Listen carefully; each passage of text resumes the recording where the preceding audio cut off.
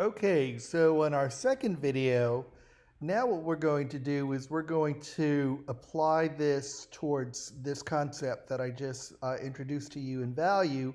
We're going to apply it towards color. And so the first thing I'm going to do, since I have a transitional a transition of value here from black to white, what I'm going to do is I'm going to select my black key with my white arrow tool, and I'm going to replace that black with a color, and I guess I'll use this cyan. So what we have is a palette of tints. We have it at full saturation at 100% cyan all the way to 0. Now what I'm going to do is I'm going to select I'm going to select first a middle mixture, and I'm not even going to use numbers. I'm just going to do this visually. So what that means is, let's say that I'm going to make my baby, I'm going to pull my baby out, and I'm going to replace that baby value or that baby with a tint.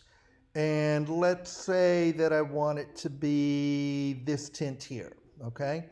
And for the sake of my memory, I'm going to put my black marker here because this is the baby tint.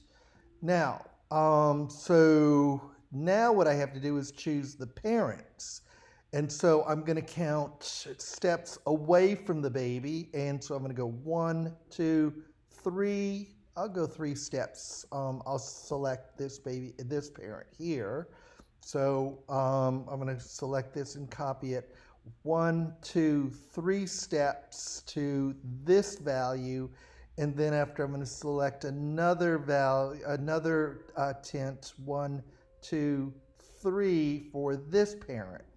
So let's see, here's the baby, 1, 2, 3, here's the baby, 1, 2, 3. Good. So this value is going to be replaced with this parent. This value is going to be replaced with this parent. And then the middle, which is the baby, which is what this is here, make sure, is that value. Great. Now when I put the baby on the mother, it should look like the father. And when I put the baby on the father, it should look like the mother. And it does. We are done. That is done. You can now, I want you to now try this with tints, shades, tones, and you'll see how simple it is just by using a transitional scale of moving it from one color to another.